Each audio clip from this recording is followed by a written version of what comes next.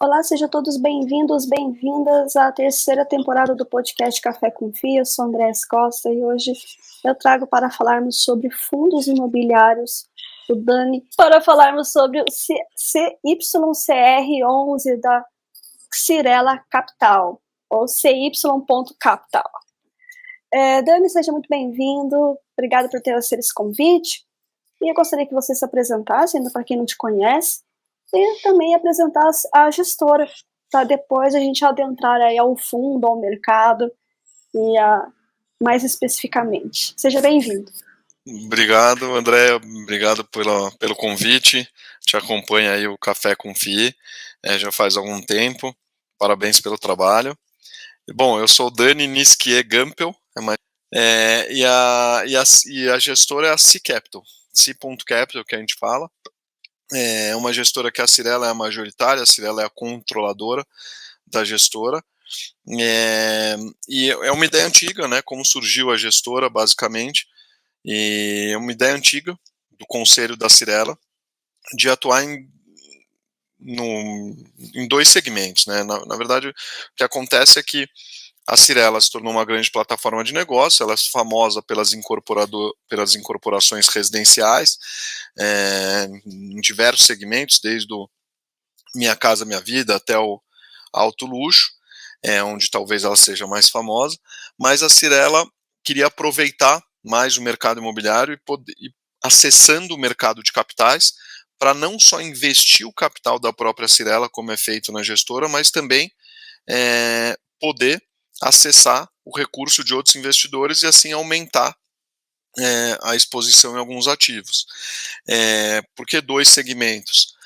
O primeiro, que acho que não vai ser objeto do nosso papo aqui, mas é desenvolvimento logístico. Cirela tinha um non-compete, onde ela não podia atuar mais no segmento, no desenvolvimento logístico. Se non-compete acabou.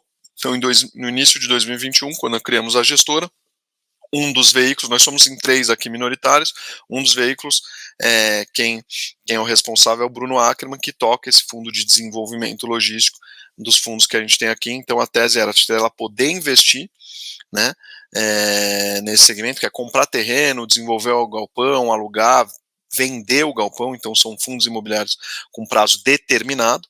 Então esse é um segmento de atuação. E o segundo segmento, que eu sou aqui o responsável por tocar o fundo, é o de crédito, né? É um fundo de CRI. Ele tem algumas peculiaridades que a gente pode falar daqui a pouco, e vamos abordar aqui com certeza, mas a Cirela já tinha um pé em crédito através da Cashme, a Cashme que famosa pelos home equities, né, mais voltada para o varejo, e a Cirela, uma ideia do conselho era fazer crédito estruturado. Então a gente montou aqui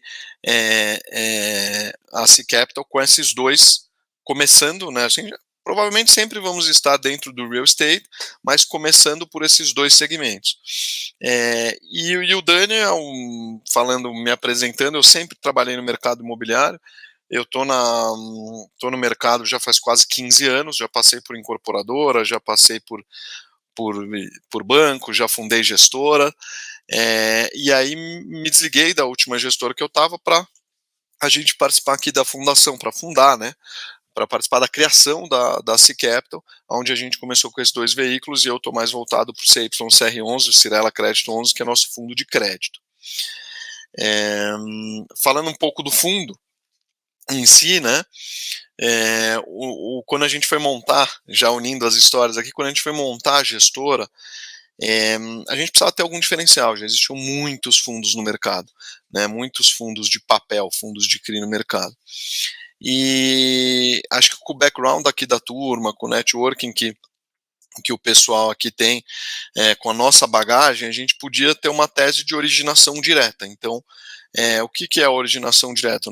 Não adiantava bater em Cirelas da vida, que são empresas muito já assediadas, ou assistidas, vamos usar esse termo, por diversos outros bancos, mas também por diversas outras gestoras, né? Então, pelo mercado financeiro, que são os bancos, vamos dividir assim, pelo mercado de capitais, os fundos. Então, quando a gente criou a gestora, um dos diferenciais que a gente pensou vamos originar direto, mas em empresas que sejam mais desassistidas. E então, hoje a gente tem acesso, a gente fala que nós nos intitulamos como mid-grade, a gente não faz crédito para empresas tipo Cirelas da vida, mas não por conflito de interesse nem nada, mas porque seria um crédito mais high grade, vamos dizer assim, e onde você está olhando muito o balanço da empresa e não a operação em si. A gente vai também abordar isso mais para frente, mas a gente faz operações com o mesmo risco, ou com risco até melhores do que outros fundos que olham só o balanço, olham só quem é a contraparte. A gente olha a operação em si. Acho que essa é a essência do nosso fundo, mas é a essência do mercado de capitais.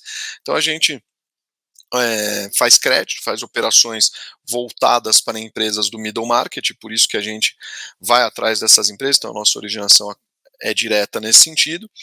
E aí um outro diferencial é que ao atender, ao estar visitando, ao estar conversando com essas empresas, a gente acaba originando operações não só de dívida. Então o nosso fundo, apesar de ser um fundo de CRI, onde ele tem que onde a gente é obrigado a alocar 67% no mínimo em CRI, a gente também faz um pouquinho de equity, então a gente compra um pouquinho de participação em algumas SPS, né, podem ser permutas também, onde a gente compra o terreno e fica na receita, na permuta financeira daquele projeto, mas também equity, a gente pode comprar participação na SPE, em algumas SPS que a gente julgar adequadas, acreditamos que temos bagagem suficiente para analisar com bastante cautela e de uma forma assertiva essas operações, e isso acaba sendo um grande diferencial, porque até temos um estudo, saiu uma matéria no Valor recentemente sobre isso.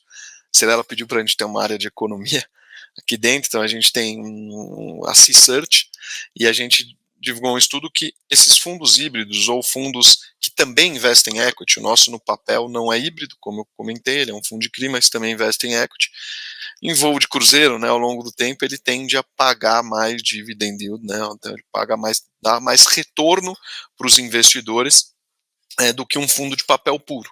Então, o nosso diferencial é originar direto, né, aproveitar a bagagem dos executivos que estão aqui para isso e também aproveitar e fazer operações de equity também. Então, isso que é a essência do nosso fundo, e essa é a diferença. Quando a gente criou a gestora, já existiam, como eu comentei, já existiam bastante fundos e a gente precisava de um diferencial. E acho que eu estou aqui hoje por causa disso. Também participei da criação de uma outra gestora, fundação, onde eu era responsável também por essas originações diretas junto às incorporadoras do middle market. E dentro da tese, da estratégia do fundo, Dani, tem algum segmento que vocês não observam por conta do risco versus retorno? Tem algo que não chama tanta atenção, justamente por compor um middle risk? Então, tem algumas operações que devem ser um pouco mais, né, o risco versus retorno um pouquinho maior, e outras ali para fazer essa contraparte. Mas tem segmentos específicos? Como é que está a tese e a estratégia nesse sentido, Dani? Tá. É uma boa pergunta. Acho que, assim, a gente está quando a gente, dentro de um fundo híbrido, né, o que acontece? Ou dentro do nosso fundo, quando a gente faz operações de crédito, essas operações vão sendo remuneradas mensalmente por juros de correção monetária, ou se forem CDI só em juros, e a gente distribui isso para os investidores, né? Um fundo é obrigado a distribuir 95% do lucro, vamos falar assim, semestralmente para os seus investidores, para os seus cotistas. E isso é o que a gente procura fazer, mas quando a gente faz investimentos em equity, às vezes a gente entra muito cedo, então você entra na compra do terreno junto com o incorporador, né? Você capitaliza aquela SPE, né? A gente é o sócio capitalista, com o incorporador sempre tradicional, em uma praça que a gente entender, tiver domínio, etc. Mas isso, você acaba tendo esse resultado só na entrega do projeto, você muitas vezes toma financiamento bancário para isso. Aí, na entrega do projeto, tem a venda, tem a parcela das chaves, onde os mutuários, os compradores dos apartamentos, né, vão repassar, né, vão pegar o financiamento bancário, vão quitar a parcela dele junto à incorporadora, e a incorporadora vai quitar os bancos, e assim ela vai obter o lucro, né, os bancos onde ela financiou, ou o banco onde ela financiou o projeto. E aí, isso acaba sendo dilutivo para as operações de dívida, porque durante algum tempo você não vai ter resultado.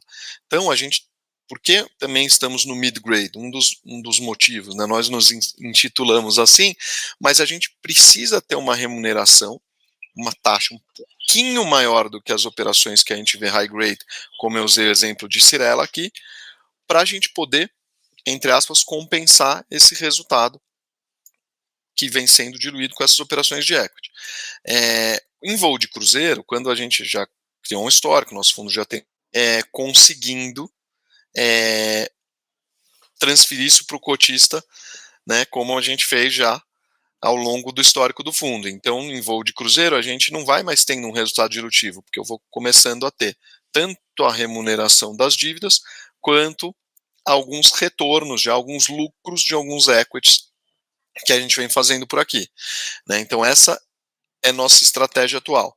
E aí, dentro desses dois segmentos, assim, se a gente fosse olhar a parte de dívida, hoje a gente divide a parte de dívida praticamente em 3 tipos de operação.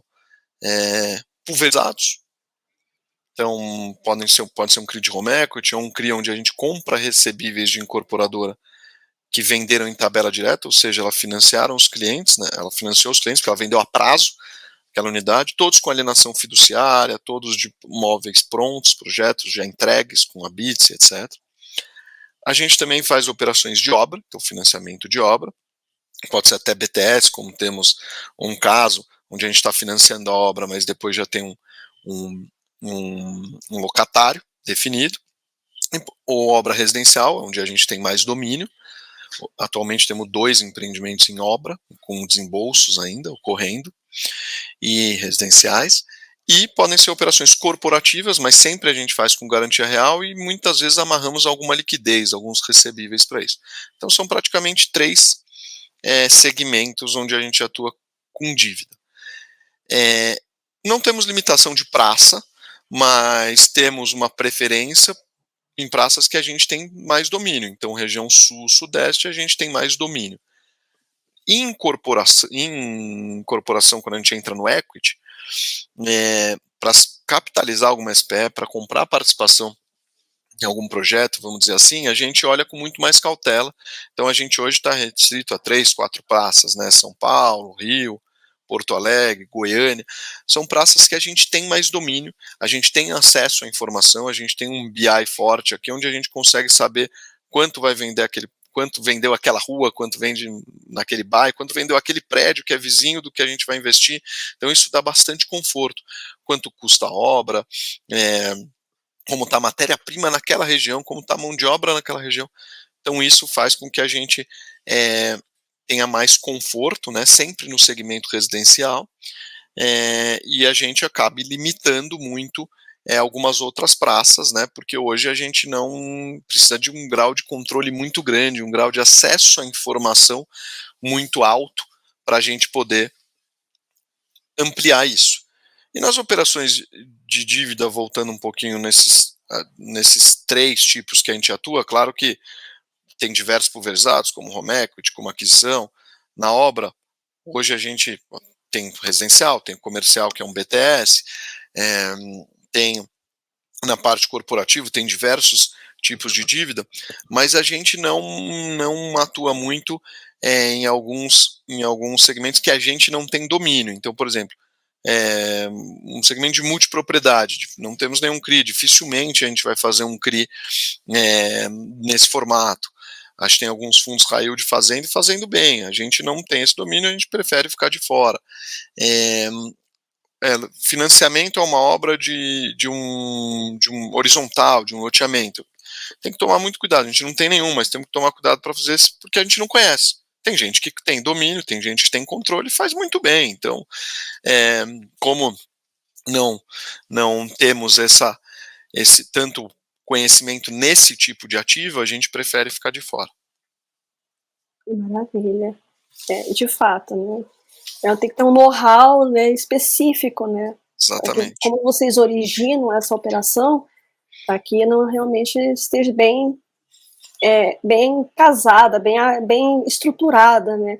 Para que não haja nenhum problema. Claro, pode acontecer? Pode, mas se blinda no máximo possível ali em relação a essas questões. E como é que está o fundo hoje e as perspectivas para 2024? Positivas, não tão positivas para 2024, como é que estão? Eu acho que é bom sempre a gente voltar um pouquinho, né, e falar tudo que vem acontecendo, cenário macro e etc. Bom, pandemia aconteceu, não vou citar a pandemia, todos os fundos, não vou entrar muito nisso, mas todos os fundos subiram muito, juros caiu bastante, então todos os fundos subiram o valor de mercado das suas cotas, porque o investidor começou a procurar investimentos que tinham uma remuneração, né, maior, onde ele pudesse ter um retorno maior. Então muita gente conseguiu fazer emissões, etc. nesse período, mas onde eu quero chegar é que a gente teve a inflação. A inflação foi uma inflação de oferta, onde não era uma demanda muito alta por produtos, era uma dificuldade em ter acesso, né, a esses produtos. Esses produtos não eram distribuídos, etc., dado uma inflação de oferta, que é um problema mundial. Quais foram os efeitos da maioria dos bancos centrais? Vamos aumentar a taxa de juros. A questão é que quando a inflação é de oferta, você demora para controlar a inflação, mais quando a inflação é de demanda. Então, aumentando taxa de juros, você não consegue controlar tanto a inflação, você demora, né, para controlar. Então a gente, falando aqui do Brasil, a gente chegou aí a inflação a taxa de juros, a Selic, 13,75, então foi o pico, quando estava em 13,75, e aí o pessoal fez o momento inverso, o pessoal começou a sair, né, ter uma migração de fundos imobiliários para investimentos em renda fixa, onde eles podiam ter uma remuneração muitas vezes alta, né, por mais que não é um produto, a maioria dos produtos de renda fixa não são isentos, né, num fundo imobiliário sim, mas não precisavam mais correr esse risco de renda variável, que é um fundo, a maioria dos fundos imobiliários, poderiam é, é, ir para renda fixa, onde tem FGC, onde tem outros mecanismos ali, correr risco de grandes bancos, onde eles poderiam fazer essa migração, dado essa remuneração, esse retorno muito interessante. Aí os fundos caíram bastante. E nosso mercado, também não vou falar muito aqui sobre isso, abordar essa questão, mas ele é inversamente proporcional à taxa de juros. Então, a atratividade do mercado está alta quando a taxa de juros cai.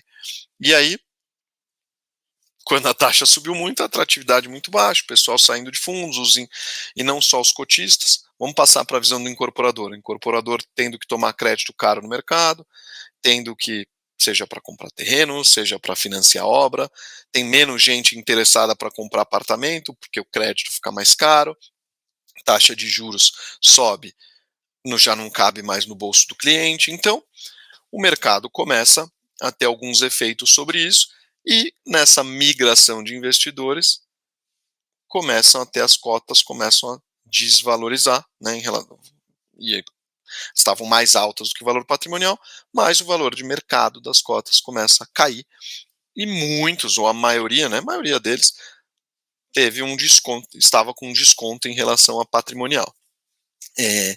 Nosso não foi diferente, nosso já teve uma grande recuperação, e hoje muito próximo ao valor patrimonial, mas por que caiu bastante? Por que o pessoal, né, começou a voltar? Porque o pico foi 13,75, mas começou a se enxergar algumas medidas do Banco Central, né, medidas mesmo, eles mensuravam lá a inflação e viam que ela estava diminuindo, estava mais controlada, então o Banco Central se sentia mais confortável para diminuir a taxa de juros, né? Porque ao ter uma taxa, uma Selic 13,75, o país está financiando a 13,75, é uma taxa muito alta. Então, o Banco Central ficava lá mensurando, olhando a inflação, olhando os núcleos da inflação, principalmente. Quando você olha o núcleo, viu que estava mais controlado, como a inflação até em alguns períodos veio negativo, que é raríssimo, por algumas medidas do governo também, mas enfim, se sentiram confortáveis e começou a se baixar a taxa de juros. E aí, o pessoal volta a migrar, né, para os fundos imobiliários, as cotas voltam a subir, como aconteceu no nosso fundo, e eu sempre brinco aqui, né, no Brasil nunca aposte contra a inflação. E a inflação começa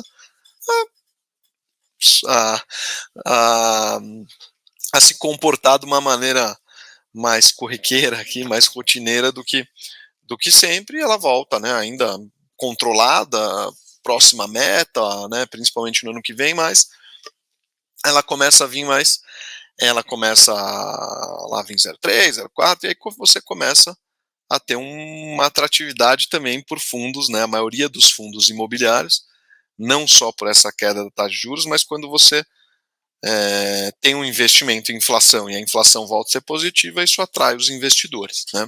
Produto isento, num mercado que a taxa de juros ela é inversamente proporcional à atratividade do setor, então cai taxa de juros, o pessoal começa a colocar em fundo, e a inflação, né, que volta a ser positiva, e no país que a gente vive, um país, vamos brincar aqui, inflacionário. E aí a gente, é, e aí esse movimento, a gente chega até uma perspectiva maior do mercado, né, que achava que a taxa de juros ia cair de uma forma até mais rápida, né, então os fundos começam a subir muito, muito, muito, e aí, pelo arcabouço fiscal, ou, né, pela reforma tributária, que às vezes não sai como esperado, enfim, o Banco Central também não olha só a inflação, o Banco Central começa a diminuir a taxa de juros menor do que o mercado previa, então os fundos começam a crescer, ou ter ganhos, né, em valor de mercado da cota menores do que, do que se esperava, mas continuam subindo, né? E isso faz e agora saiu reforma tributária, inflação nos Estados Unidos já saiu mais baixo do que esperado, então voltam a cair um pouquinho a taxa de juros, então a taxa vem caindo, pode não ser na velocidade que o mercado espera, mas vem caindo, e isso faz com que a atratividade do setor seja mais alta. E aí a gente começa a se animar para fazer novas ofertas, para novas emissões, etc. Mas acho que o que é mais importante é que quando a taxa de juros começa a cair, é, mas ela ainda está alta, hoje ela ainda está acima de 2 dígitos, então você sabe que você já tem uma confiança maior no mercado, ela vai acontecer, uma confiança geral, seja do incorporador, seja do comprador de imóvel, seja do cotista de um fundo imobiliário, seja do gestor, e ao mesmo tempo as taxas ainda estão altas. Então tem um momento, ele é oportuno para a originação. É difícil captar nesse momento, porque o valor de mercado ainda está abaixo da patrimonial. E nós não temos interesse, né, em diluir cotistas, etc., que acreditaram no nosso trabalho de gestão em comprar uma cota até um pouco acima do que está hoje. Mas a gente isso começa a ser um momento oportuno para a gente originar negócio, né?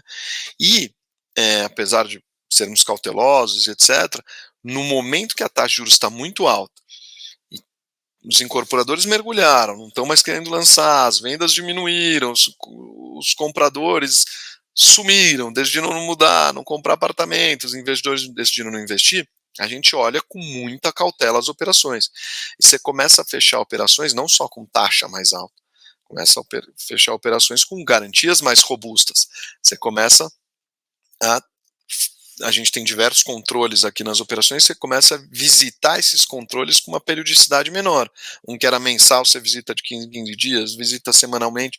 Então, e isso faz com que a gente ainda esteja aplicando isso, né, porque ainda estamos com taxa acima de 2 dígitos, mas com uma perspectiva boa, que faz com que seja um momento bom para originar, para fechar transações. Então a gente guardou um pouquinho de caixa para isso, vem fazendo isso agora, já que sabia que captar novos recursos no momento seria complicado, então a gente poderia usar esse recurso agora. Então a gente está assim, o momento atual ainda cautela, ainda olhando com bastante calma as transações, com garantias mais robustas, mas fechando com taxas maiores, né? Porque a Selic é ainda alta.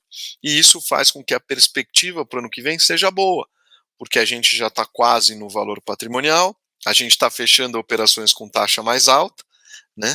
Então a gente enxerga que tanto para o cotista é uma grande oportunidade de comprar nosso fundo hoje um pouco abaixo da patrimonial, porque a gente não diminui o dividendo, mesmo com a inflação negativa, nossos CRIs praticamente todos eram protegidos contra a inflação negativa, então eu tinha vivido isso lá atrás, então nos protegemos, etc.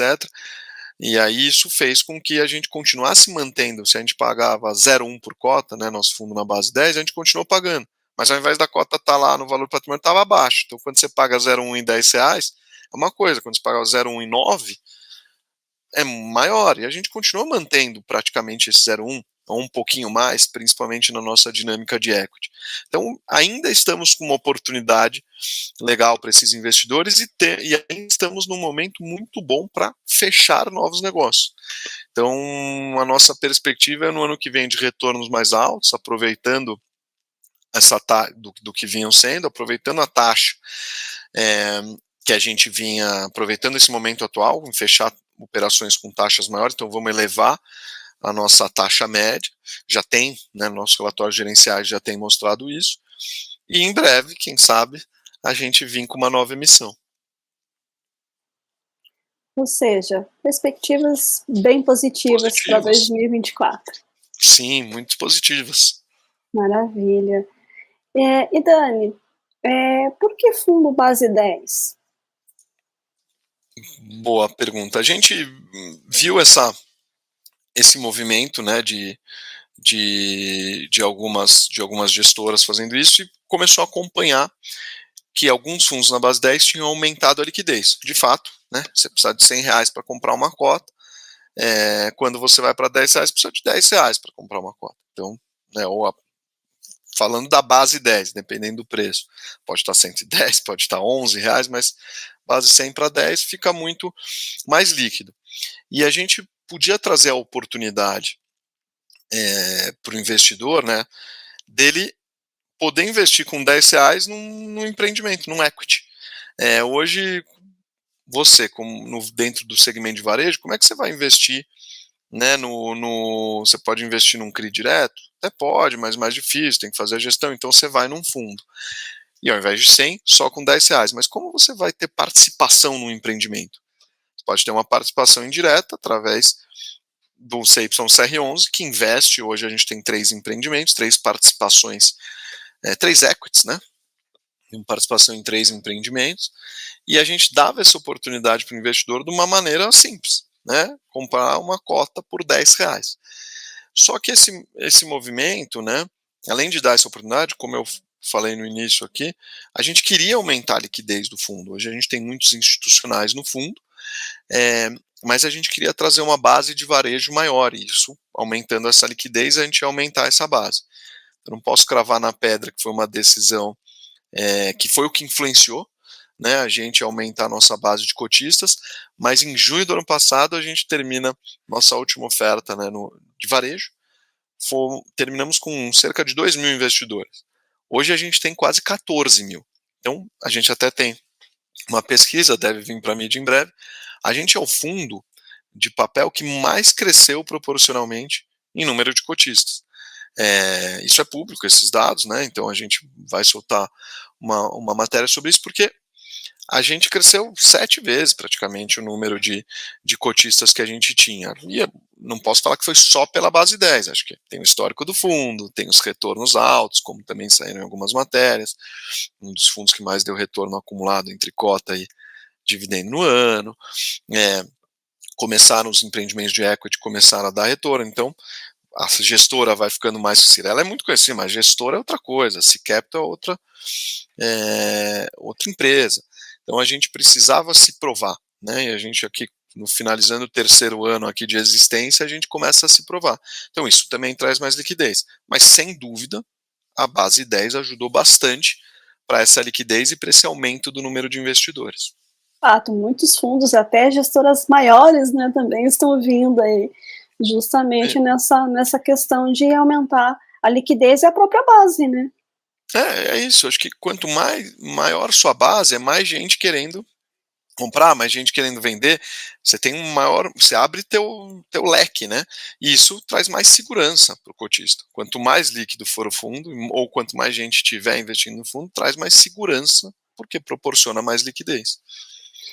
Uma questão que eu sempre gosto de abordar a respeito dos institucionais. essa ancoragem é muito positiva e muito importante para os fundos, né, Dani? É muito importante. Para você, quando você vai começar o primeiro fundo, né? Eu já passei por isso em 2 gestoras diferentes. Quando você vai começar, é muito difícil você vir com uma oferta de varejo direto, né? Hoje você vai para o varejo, ele não te conhece, o varejo olha muito, tem que confiar na gestão. Você vai colocar o recurso, seu dinheiro em algum lugar, você tem um pipeline, né, porque o material é público da oferta, você vai dar uma olhada no pipeline, muitas vezes não vão, ou a maioria não vão ter as empresas abertas, você vai investir, mas tem o tipo de operação, mas às vezes aquela gestora não tem track record. Obviamente que o track record do fundo, de dividend yield, etc., não é garantia de nada, isso nem deve ser olhado. Mas a gestora, as pessoas, muitas vezes só o nome das pessoas que estão lá não vão fazer tanta diferença, né? Vão fazer, mas você precisa criar um track record como gestão. E os institucionais, às vezes, conhecem mais esses executivos ou a casa do que o varejo. E aí eles conseguem fazer essa ancoragem, você consegue captar junto a esses investidores institucionais, depois você consegue ir para a Bolsa de Valores, começar a negociar, né? E aí você já tem acesso a outros tipos de investidor, e aí você vem para uma base de varejo quando você ganhou mais corpo, né? E acho que o varejo se importa muito com liquidez, então a gente precisava ganhar uma certa liquidez, primeiro ser ancorado pelos institucionais, se provar. Então a gente fez a primeira captação em 2021, em 22, um ano depois que a gente foi para a base de varejo. Exatamente. Mas eu digo que eles são muito importantes. E eu acho que deveriam vir até mais, justamente para dar uma equilibrada no mercado secundário e ajudar em certos momentos, né, desafiadores os fundos para que eles possam crescer sem diluir os investidores que já são cotistas, né, e também conseguir aproveitar boas oportunidades, né, porque o mercado, quando você não tem dinheiro, ele está ali firme e forte, cheio de ofertas, né? Exatamente. E como é que está a carteira do fundo? Qual que é o benchmark? Qual que é os indexadores? Como é que está a carteira, de um modo geral, do fundo? Você falou, assim, que tem 67% em CRIs e 3 equities, né? Mas vamos dar uma aprofundada um pouquinho a respeito, para o pessoal conhecer mais. Claro, claro. A gente é obrigado, né, como é um fundo de CRI, a colocar 67% em CRI. A gente faz mais do que isso hoje, né, principalmente porque os empreendimentos, todo equity, né, você tem uma remuneração maior, mas claramente envolve mais risco. Só que não é só por isso, né, é também porque a gente não pode diluir, né, o resultado, né, de todas as dívidas que a gente vai fazendo. Então a gente faz as dívidas, faz os CRIs, de uma forma que a taxa deles no segmento mid-grade, a gente acredita muito que tem uma assimetria de risco-retorno, uma boa relação de risco-retorno. Então a gente consegue fazer operações com pouco risco, com taxas boas, e elas compensam esses investimentos em equity. Mas hoje acho que a maior exposição que a gente teve em equity foi entre 10% e 15%. Hoje a gente tem uns 10% mais ou menos em equity. Então, hoje a maioria cria. Hoje a gente tem 16 CRIs e 3 operações de equity, né? Então, dos equities, a gente tem 2 empreendimentos em São Paulo, como incorporadora super tradicional daqui, em 2 regiões que ela atua há muito tempo e provavelmente domina essas 2 regiões há bastante tempo. São 2 empreendimentos prontos, tomamos o financiamento bancário, já foram quitados, já foram super bem vendidos, e a gente já recuperou nosso capital investido, já teve lucro sobre isso, e hoje a gente tem um kicker que a gente fala, a gente ainda vai ter um ganho sobre alguns resultados, sobre algumas vendas e repasses que vêm ocorrendo nesses 2 empreendimentos. A gente tem um terceiro em Goiânia, uma incorporadora assim, com um executivo super tradicional da região, que depois montou uma incorporadora com alguns outros executivos também com bastante track record da região, uma incorporadora já tradicional também lá, e onde a gente teve 30% de venda só no lançamento do projeto, que foi agora em maio, e então estamos bem contentes com esse investimento, mas esse ainda vamos, né, tá melhor do que o esperado, mas ainda leva um tempo para ele ficar pronto. Nos nossos 16 CRIs, né, que são a maior parte dos nossos investimentos, a gente gosta muito de pulverizado. Então, dividindo naqueles 3 setores, a gente tem hoje pouco mais da metade em CRIs pulverizados, e a gente tem 3 operações em obra, 2 residenciais e uma voltada para... E uma é um BTS, né, uma obra para um BTS, um inquilino AAA, que vai entrar nesse imóvel, e a gente tem alguns corporativos, corporativos sempre com garantia real, com recebível, ou com recebível, né. Importante ressaltar que a gente não tem, todos os nossos CRIs estão adimplentes, a gente não tem nenhuma inadimplência, e todos eles têm garantia real.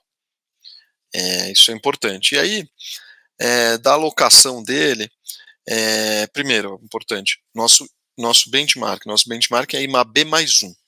Então, é o cupom do IMAB, do semestre anterior, mais o IPCA mais 1. Então, a gente, apesar de estar com benchmark em IPCA, a gente também investe em CDI. Então, a nossa alocação hoje é cerca de 70% em inflação e 30% em CDI. Por que isso? É bom, a gente está em CDI também, então a gente viu muitos fundos que podiam fazer essas alocações na hora que a Selic subiu, migrando muito para CDI. A gente já tinha um pedaço em CDI, então para a gente foi um pouco mais fácil nesse sentido, e alguns que investiam só em inflação sofrendo bastante, né? Então, isso tem uma balança, a gente acha interessante, mas temos uma preferência por inflação. Por quê? Acho que nosso segmento, ele é alinhado mais com a inflação, então os incorporadores, eles têm os gastos deles corrigidos à inflação, assim como ele tem as receitas corrigidas à inflação.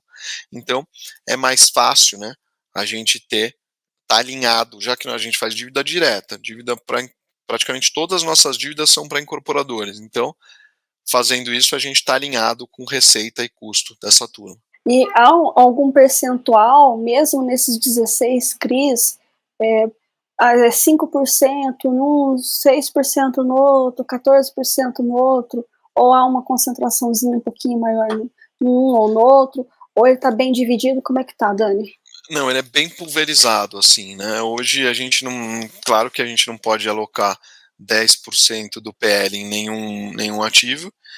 10% de PL em algum ativo a gente deve ter, pensando aqui, deve ter uns 2 ou 3 no máximo. Então é bem pulverizado mesmo, assim, nosso fundo.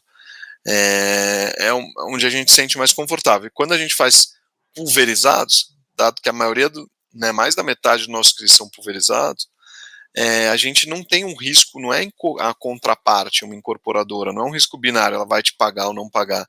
Dentro desses CRIs, às vezes tem 150 dívidazinhas, 150 mutuários que compraram um apartamento ou que tomaram um home equity em cima desses imóveis, né, todos. Como eu disse, todos têm alienação fiduciária e tudo, mas quando você tem 150 mutuários para te pagar, alienação fiduciária de vários imóveis, de todos, né, individualmente, de cada um deles, e quando você tem um colateral, então você pode ter um colateral de 10, 20, 30% dentro dessas operações, você pode ter dos 150, 10, 15 podem deixar de pagar, 20%, então 30 podem deixar de pagar. E você vai reaver o dinheiro, porque você tem alienação fiduciária. Então isso faz com que os nossos CRIs, mesmo com essa concentração, eles não estão concentrados como voltando, é muito a gente está bem pulverizado, não tem uma concentração alta em nenhum, mas ainda, ela é menor ainda quando a gente entra dentro desses CRIs pulverizados, não vira um negócio não binário, né?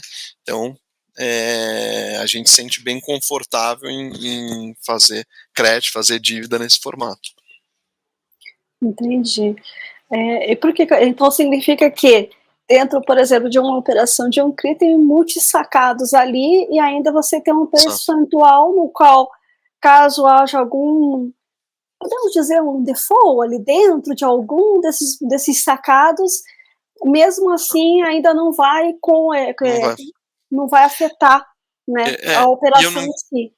perfeito, eu não diria nem default, porque como a gente tem alienação fiduciária, se eu tenho 150 e minha dívida é em cima de 135, eu tenho 10% de um colateral, por exemplo. Então, se naquele mês eu tiver 7, 8, 9% de inadimplência, que é um negócio absurdo, eu ainda vou continuar pagando o CRI.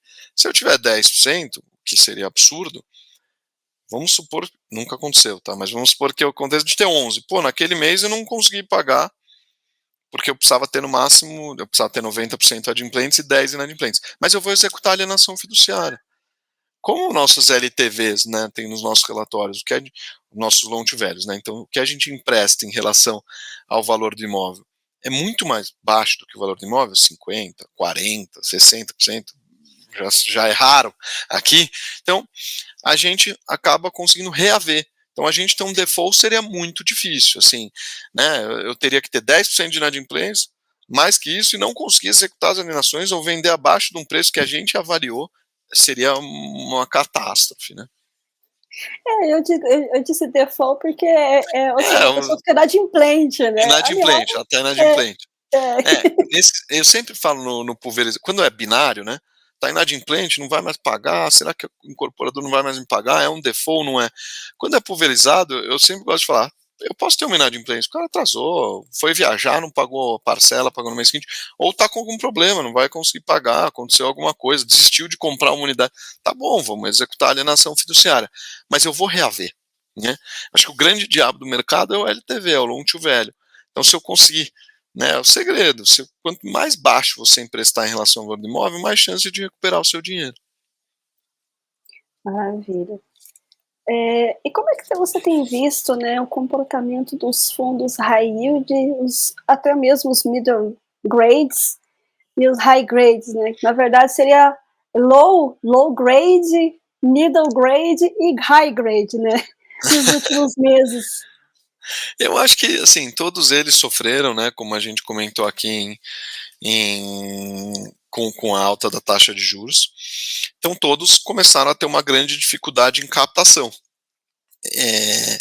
Quando os investidores veem, né, que a cota, valor de mercado foi caindo, quando os gestores, vamos dizer assim, veem que você comprou, se colocam no lugar do interlocutor, se colocam no lugar do cotista, comprou uma cota a R$10 e hoje ela está 9, se ele fizer uma nova emissão a 9, ele vai diluir esse cara que comprou a R$10. Então ele não, a maioria opta por não fazer isso, como foi nosso caso. Então, acho que em todos os segmentos, independente se high grade, mid grade, high yield, tiveram as suas dificuldades de captação. Então tem um momento bom para alocar, como eu comentei, mas com uma grande dificuldade de captação. Então você está limitado ali a emprestar, né, a fazer o CRIs, fazer operações de dívida. Eu acho que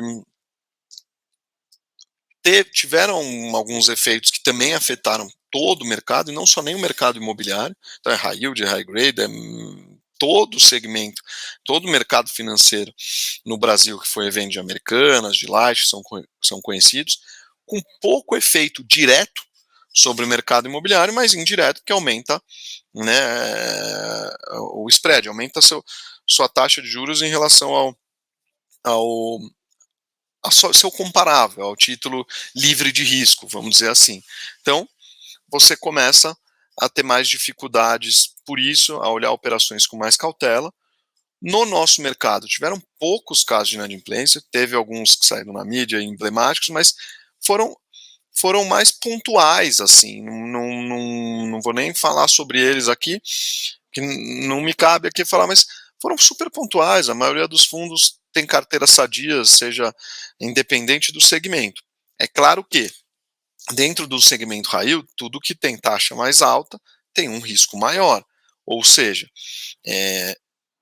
o que os incorporadores fizeram, o que os cotistas, os gestores fizeram? Os gestores começaram a olhar com mais cautela as operações, a estar mais em cima, visitar os controles com menor periodicidade, a fechar operações não só com mais taxa, ninguém vai dizer, vou aumentar a taxa agora, seja no segmento high yield, high grade, mid grade. Não, você começa a fazer operações com mais liquidez, com mais recebível, com mais colateral, como a gente falou nos pulverizados, Com mais garantia, né, Dani? Um loan to value menor, com garantia, ou seja, com mais garantia.